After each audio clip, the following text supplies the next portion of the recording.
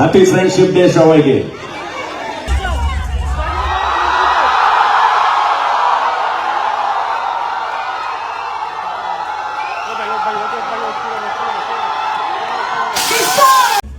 জিতের আগামী ছবি কেউ বলে বিপ্লবী, কেউ বলে ডাকাত, সেই ছবির গ্র্যান্ড ট্রেলার লঞ্চ হয়ে গেল। আর সেই অনুষ্ঠানের কিছু মুহূর্তই অভিনেতা শেয়ার করলেন তার অনুরাগীদের সঙ্গে। এই ছবিতে জিতকে দেখা যাবে বিভিন্ন অবতারে। আপনাদের সবাইকে স্বাগত সিনে গসিপে।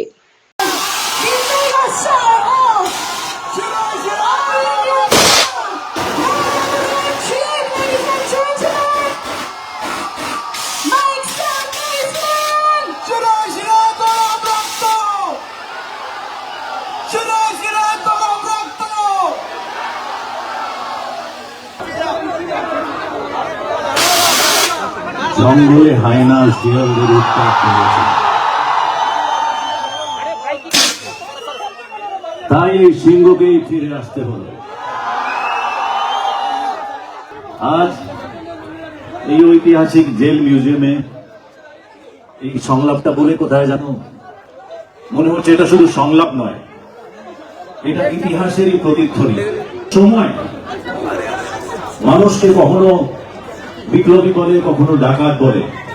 সময়ের ইতিহাসে লুকিয়ে থাকা অনেক কথা যেটা আজও হয়তো আমাদের কাছে অনেকটাই রেলেভেন্ট। আজ আমরা এখানে আমাদের ট্রেলার মুক্তি দিচ্ছি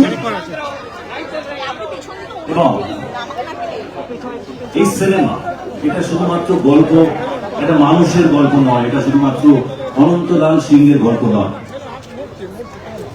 এই গল্পটা হচ্ছে একটা প্রশ্নের, সেই প্রশ্নের উত্তর আজও আমরা খুঁজে বেড়াচ্ছি। আমাদের পুরো টিম অত্যন্ত সততার সাথে বিশ্বাস করে সেই প্রশ্নটা আপনাদের সকলের সামনে তুলে ধরার চেষ্টা করেছে, যেটা 14ই অগস্ট সিনেমা মুক্তি পাবে। তারপরে আমরা অপেক্ষায় থাকবো আপনাদের সকলের সেই প্রশ্নের উত্তরটা জানার জন্য, যে কে বিপ্লবী, কে ডাকাত।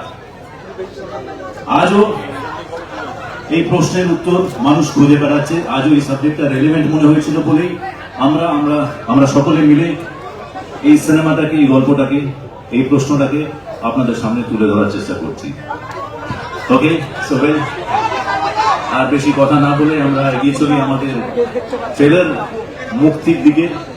দেখে নেব আগে ট্রেলার, তারপরে সকলের সাথে আবার নতুন করে কথা হবে, নতুন করে দেখা হবে। অনেকগুলো প্রশ্ন আপনাদের থাকবে, নিশ্চয়ই সেই প্রশ্নের উত্তর দেব।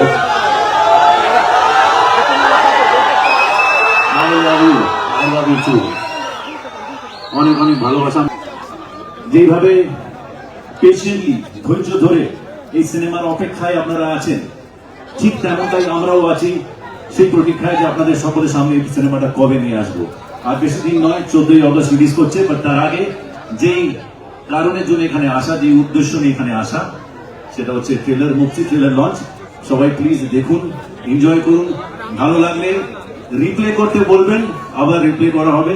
বাট দুবারের বেশি ডিরেক্টর যদি পারমিশন দেয় তাহলে 3বারও রিপ্লে করা যেতে পারে। Okay, so let's watch it, let's enjoy. তারপরে আপনাদের প্রশ্নের উত্তরগুলো নেওয়া হবে সকলকে নিয়ে, সবাই পুরো টিমটাকে নিয়ে। Is that so? প্রতিকৃত, where are you? Okay, yeah. আমি যেরকমটা বললাম, এটা শুধুমাত্র একটা সিনেমা নয়, একটা গল্প। সেই গল্পের একটা গল্প নয়, এটা একটা প্রশ্ন। সেই প্রশ্ন মানুষ আজও করে যাচ্ছে সমাজের কাছে, সরকারের কাছে। আমরা কি সত্যি স্বাধীনতা পেয়েছি? একদম একদম। জিদ্দার কাছে শুধু একটাই কোশ্চেন, একটা লোক কি করে বিপ্লবী প্লাস ডাকাত হতে পারে?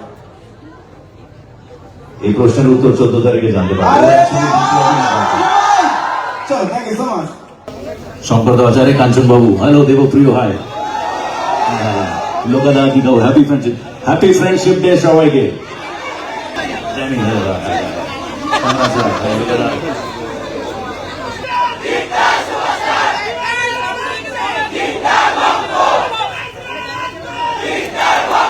আমি ব্যক্তিগতভাবে সবাইকে ধন্যবাদ জানাতে চাই।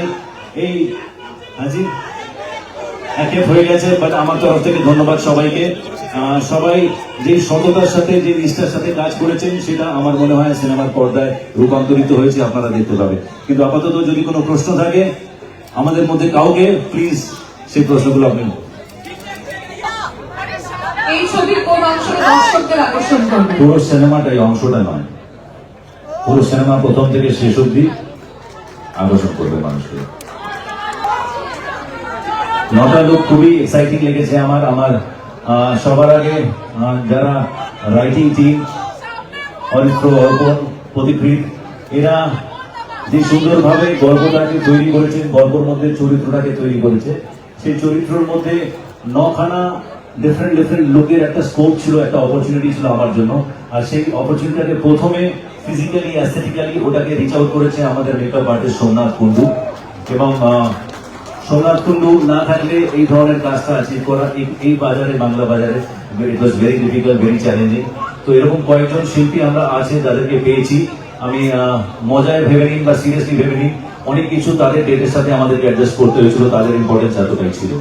সো প্রথমে অ্যাস্থেটিক্যালি লুকটাকে অ্যাচিভ করার জন্য সোমনাথ কুন্ডু, তারপরে ওই যে স্ক্রিপ্টের মধ্যে যে ডেফিনেশন ক্যারেক্টারের মধ্যে দেওয়ার স্কোপটা ছিল, যে অপরচুনিটিটা ছিল, সেটার জন্য আমি ব্যক্তিগতভাবে 3 থেকে 3.5 মাস 4 মাস আমি ওটার পেছনে খেটেছি, ভেবেছি, ভাবনা চিন্তা করেছি, অনেকটা প্রতিকৃতিকে জ্বালিয়েছি অনেকবার, যে প্রতিকৃতিটাকে এইভাবে ভাবছি। ও হয়তো বড় হয়ে যেত, বাট আমি আমার কাজটা করে যেতাম। অ্যান্ড এরপর আমি কতটা সেটাকে স্কেচ আউট করতে পেরেছি, কতটা তাকে আমি ডিফাইন করতে পেরেছি এক একটা লোককে, সেটা তো 14 তারিখে যখন আপনারা দেখবেন তখন জানতে পারবেন। Thank you. It's a wonderful feeling, firstly, and it's a privilege. Thank you so much. All our pleasure. তো সেখান থেকে আমি জানি না কতটা I could justify, but I tried my best. আর মিস শেফালি প্লে করতে পারবো কখনো ভাবিনি, যদিও বা it's just a dance, but অনেকটা প্র্যাকটিস করেছি টু রিচ দেয়ার।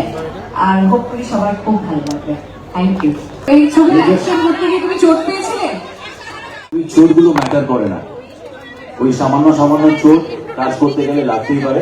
রিকভারি করার জন্য যতটুকু সময় লাগে, একটা ফ্র্যাকচার ছিল সামান্য, 6 to 8 weeks এর রিকভারি টাইম ছিল, রিকভার করে গেছি। বাট এখন আমি absolutely fine in front of you. And প্রার্থনা করুন যেন এইভাবেই আপনাদের আশীর্বাদ সবসময় মাথার উপরে থাকে। Thank you. ক্রান্তি ফিরবে, ক্রান্তি 14ই আগস্ট ক্রান্তি ফেরা উচিত। ওকে, সবাই যাবেন পরিবারের সাথে, সবাইকে নিয়ে। এটা সপরিবারে দেখার মতন ফিল্ম, এবং ইতিহাসের একজন আনসাং হিরো, যার গল্প আমাদের মনে হয়েছিল মানুষের সামনে তুলে ধরাটা দরকার আছে, সেটা আমরা তুলে ধরার চেষ্টা করছি। এবং এই মানুষটার জীবনটা অনেকের কাছে আজকের দিনেও মনে হবে যে হ্যাঁ, খুবই ইন্সপিরেশনাল একটা জীবন। সবাই যাবেন 14 তারিখে সিনেমা হলে গিয়ে সিনেমাটা দেখবেন এবং আমাদেরকে সকলকে আশীর্বাদ করবেন যেন আমরা সাফল্য পাই। Thank you very much. আমরা হলাম সিনে গসিপ। জুড়ে থাকুন আমাদের সঙ্গে, সাবস্ক্রাইব করুন আমাদের এই ইউটিউব চ্যানেলটি।